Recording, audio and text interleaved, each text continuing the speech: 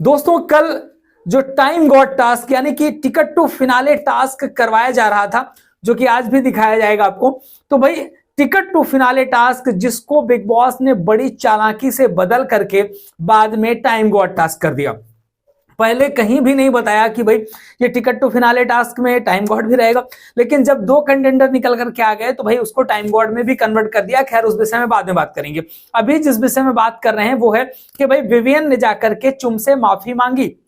चुम से माफी मांगी वो तो अच्छी बात है, मांगनी भी चाहिए अगर आपसे गलती हुई है तो, लेकिन भाई चुम से माफी मांगने में ईशा और अविनाश को इतनी प्रॉब्लम क्यों हो रही है? भाई ईशा को तो इतनी प्रॉब्लम हो गई कि रो रो के टिश्यूज जाने कितने बर्बाद कर दिए। भाई रजत को भी बुला लिया, उसको भी इमोशनल कर दिया, और अविनाश काफी गुस्से में भी नजर आया। क्यों? क्योंकि भाई विवियन ने चुम से माफी मांगी। होता क्या है कि टास्क के दौरान भाई विवियन काफी एग्रेसिव हो जाता है, और एग्रेसिव होने के दौरान क्या होता है कि चुम को कुछ चोट भी लग जाती है, क्योंकि वो झटके से खींचता है स्ट्रेचर को। तमाम चीजें होती हैं जिससे कि चुम को शायद पैर में कुछ चोट आई हुई है, और जिस बात को लेकर के चुम का मूड जो है ना वो डिस्टर्ब है, वो थोड़ा सा डिस्टर्ब रहती है। ऐसे में क्या होता है कि जब सारे लोग ऑफिस में बैठे होते हैं, वहां पे शिल्पा विवियन वो शिल्पा करण सब लोग बैठे होते हैं, तो भाई वहां पर विवियन जाता है, बोलता है कि चुम मुझे जो है ना 2 मिनट चाहिए, आई नीड 2 मिनट्स ओनली। तो भाई मुझे 2 मिनट तुमसे बात करनी है।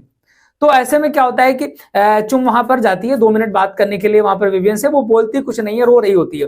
तो विवियन बोलते हैं कि भाई जो भी मेरी तरफ से हुआ या गेम के दौरान मैं उसके लिए माफी मांगता हूँ, मुझसे गलती हुई, वो सारी चीजें मैंने टास्क के दौरान करी, और टास्क में अगर आपको किसी तरह की चोट आई है तो मैं मतलब सॉरी बोलता हूँ उसके लिए। काफी वहां पर वो अपने आप को अप्लाइज करते नजर आते हैं। लेकिन भाई सेकेंड साइड क्या होता है कि भाई ईशा बिटिया रानी को भाई आग लग जाती है, उनके सीने में सांप लौट जाता है, उनको बहुत ज्यादा दिक्कत होती है, अविनाश को दिक्कत होती है। वो कहती नजर आती हैं कि हमने टास्क में जी जान लगा दी, लेकिन इनको तो महान बनना है, ये महान बनने के लिए आए हैं यहाँ पर। 15 साल से 20 साल से इंडस्ट्री में काम कर रहे हैं, महान बनना है, लोगों को दिखाना है, जनता को दिखाना है कि हम बहुत महान हैं। इतना सब कुछ हो गया, लेकिन हमको तो अलग महानता अपनी दिखानी। यहाँ पर अविनाश मिश्रा बोलते नजर आते हैं।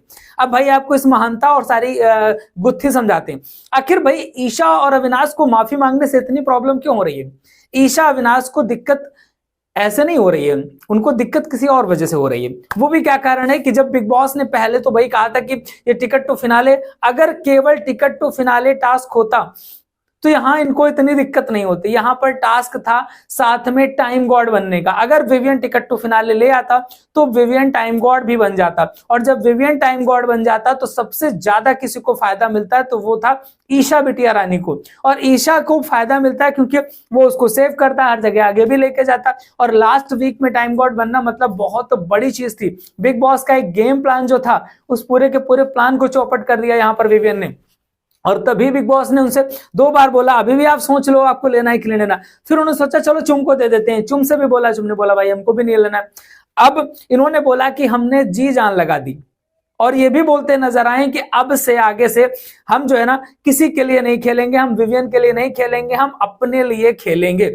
तो भाई एक चीज बताएं, अविनाश और कि तो छोड़ो, ईशा तो अपने लिए ही खेलती है, हमेशा उसकी प्रथम प्रायोरिटी खुद होती है। अगर आज वो रो रही है तो वो इसी वजह से रो रही है कि विवियन टाइम गॉड नहीं बना। उसको इस बात से प्रॉब्लम नहीं है कि वो टिकट टू फिनाले नहीं जीत पाया, कुछ नहीं जीत पाया। और अगर आप लोग खेल रहे थे तो अपने लिए खेल रहे थे, क्योंकि आपको उससे फायदा मिलता। अगर विवियन टाइम गॉड बनता तो उससे आपको फायदा मिलता। आपने विवियन के लिए गेम नहीं खेला है कि आपने विवियन को टिकट टू फिनाले दिलाने के लिए गेम खेला हो, आपने इसलिए गेम खेला, उसके साथ में मेहनत करी कि आपको भाई उससे फायदा मिलना था।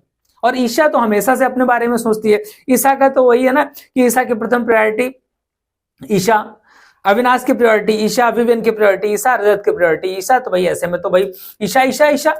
और अगर आपको थोड़ा सा बैक पे जाना है तो जो इसके पहले जो टास्क हुआ था टाइम गॉड वाला, कंटेंडर वाला, जिसमें से अंडे वाली कहानी थी, तो उसने बोला था कि विवियन को जब लास्ट में अंडे मिले थे तो अगर वो मतलब लास्ट वाले अंडे जो है ना मेरे नाम कर देता तो उससे 3 कंटेंडर बन जाते। वहां पर भी वो केवल अपने बारे में ही सोच रही है।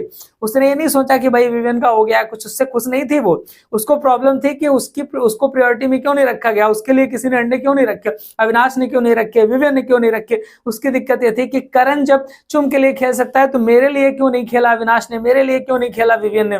वो केवल अपने बारे में सोचती है और उसको किसी से मतलब नहीं है। और इसी बात को लेकर के भाई जो घड़ियाली आंसू बहाए जा रहे हैं, जिसमें भाई अपना रजत भी बहा जा रहा है, जिसमें भाई भैया बड़े भैया बह जा रहे हैं। अविनाश तो भाई हाइपर है, वो बोल रहा है कि इनको तो महान बनना है, ये यहाँ पर महान बनने के लिए आए।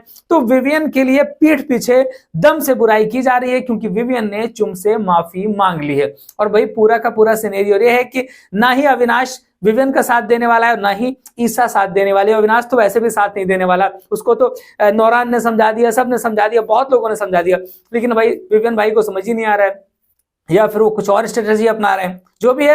लेकिन लगातार अपडेट्स आपको हम देते रहेंगे। आपको क्या लगता है जो चीजें हुई हैं उसमें आपका क्या कहना है, लिख डालिए कमेंट बॉक्स पे। लगातार अपडेट्स के लिए चैनल को सब्सक्राइब जरूर कर लीजिएगा।